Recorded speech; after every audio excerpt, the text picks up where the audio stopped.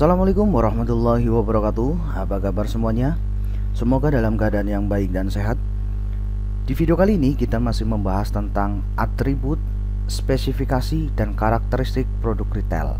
Namun setelah kemarin di video sebelumnya kita sudah membahas tentang atribut, maka di video ini kita akan membahas tentang spesifikasi produk.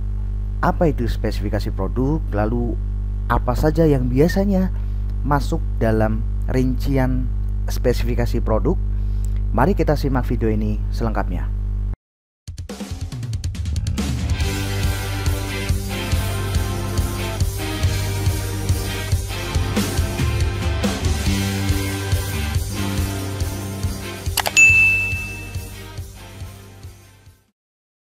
Spesifikasi produk. Spesifikasi produk didefinisikan sebagai uraian terperinci mengenai informasi suatu produk yang meliputi merek dan identitas produsen, kelebihan dan fitur produk, larangan dan standar penggunaan produk, tanggal kadaluarsa ini khusus untuk produk makanan, minuman maupun obat-obatan, desain dan gambar produk yang menggambarkan secara visual dan menjadi karakteristik pembeda dengan produk lainnya. Nah, spesifikasi produk merupakan pernyataan yang memberikan semua rincian produk, fiturnya, dan fungsinya. Apa yang mampu dilakukan atau bisa dilakukan oleh suatu produk itu. Rincian keterangan ini merupakan bagian dari manajemen siklus hidup produk. Spesifikasi akan membantu pengguna untuk dengan mudah mengidentifikasi dan membedakan produk yang berbeda dan mencari spesifikasi yang konsumen inginkan.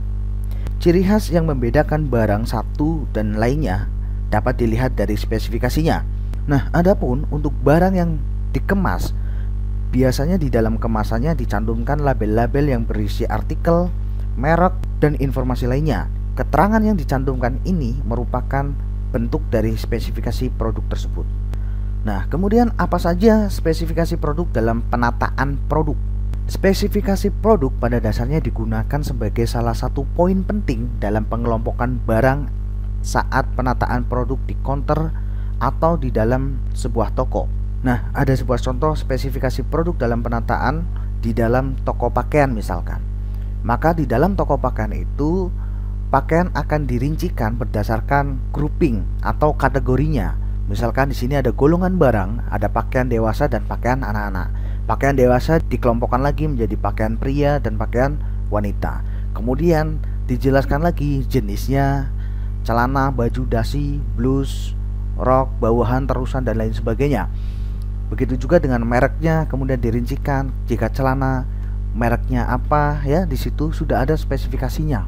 Begitu juga dengan bahan yang digunakan untuk membuat pakaian tersebut. Nah, ini adalah tabel contoh dari spesifikasi produk dalam penataan produk atau display di dalam sebuah toko pakaian. Tentu kalian sering melihat ya di dalam sebuah toko pakaian, ketika kalian masuk di dalam sebuah displaynya, tampilan display yang disajikan di toko tersebut pasti sudah berkelompok ya. Ada pakaian pria, ada pakaian wanita, ada pakaian anak-anak. Jadi tampilan dalam toko pakaian sudah dikelompokkan masing-masing berdasarkan kriteria tertentu. Oke, kemudian selanjutnya, apa saja rincian data dalam spesifikasi sebuah produk? Nah, spesifikasi sebuah produk sebenarnya ini juga perlu diperhatikan oleh para produsen, terutama saat mengadakan kerjasama dengan reseller. Adapun dalam pemesanan produk atau barang, biasanya para reseller itu meminta data rincian spesifikasi produknya. Nah, berikut ini adalah beberapa spesifikasi produk yang harus ada di dalam rincian sebuah produk agar seorang reseller memahami produk barang yang akan dipesan. Yang pertama adalah nama produk. Sebaiknya nama yang digunakan untuk produk sederhana, namun dapat menggambarkan jati diri dari produk tersebut. Kemudian yang kedua adalah nomor SKU. Nomor SKU ini adalah nomor stock keeping unit atau diartikan sebagai kode unik yang diberikan kepada setiap item barang, baik yang dibeli maupun dijual oleh sebuah perusahaan. Nah, metode pemberian nama bisa dilakukan dengan menggunakan properti-properti yang ada pada item, misalnya ukuran, warna, dan tipe barang. SKU ini digunakan sebagai informasi untuk mengetahui stok barang perusahaan dan pembeda suatu item dengan yang lainnya. Nomor SKU juga sering dicetak dalam bentuk barcode untuk memudahkan perusahaan melakukan inventarisasi stok. Nah, kemudian yang ketiga adalah deskripsi produk. Nah, Biasanya sebuah deskripsi yang lebih mendalam tentang produk sangat diperlukan agar pelanggan dapat mengetahui dengan jelas terkait produk tersebut. Kemudian ada brand atau merek. Brand atau merek ini merupakan sebuah nama dari produk utama. Sebagai contoh misalkan brand atau merek pasta gigi dengan banyak variannya. Nah, ada Pepsodent, Ciptaden, Formula, dan lain sebagainya. Nah, kemudian selanjutnya adalah warna. Warna merupakan spesifikasi produk yang diperlukan agar orang-orang di gudang atau di toko dapat dengan mudah mengidentifikasi produk dari bentuk fisiknya. Makin banyak informasi yang mereka miliki, maka makin cepat mereka dalam bekerja. Selanjutnya adalah bahan. Ada beberapa alasan mengapa informasi mengenai jenis bahan ini sangat diperlukan. Hampir mirip dengan warna. Bahan akan membantu orang-orang di gudang atau di toko mengidentifikasikan produk secara fisik dengan lebih cepat. Selain itu, karena adanya standar pengiriman, terutama jika melakukan pengiriman internasional, maka perlakuan mereka terhadap barang tersebut akan berbeda. Nah, kemudian ada dimensi kemasan. Produsen perlu mempertimbangkan kemasan produk. Jika kemasan produk terlalu besar, kecil kemungkinannya produk Anda akan ditampilkan oleh reseller di rak toko mereka. Oleh sebab itu, berikan informasi terkait produk dengan jelas dan rinci pada reseller sebelum pemesanan atau pengiriman agar mereka memiliki strategi lain untuk mencegah kesalahan yang dapat terjadi. Nah, kemudian selanjutnya adalah biaya. Rincian ini merupakan harga yang harus dibayar oleh reseller kepada produsen. Kemudian selanjutnya adalah Manufacturer Suggested Retail Price atau MSRP.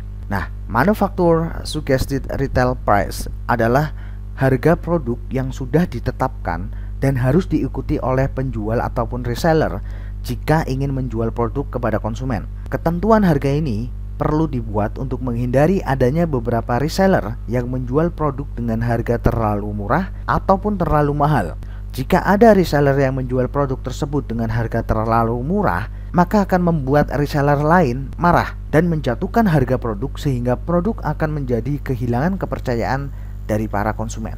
Kemudian selanjutnya adalah negara asal. Secara hukum, hal ini sangat diperlukan untuk mengetahui di mana produk Anda terdaftar atau diproduksi.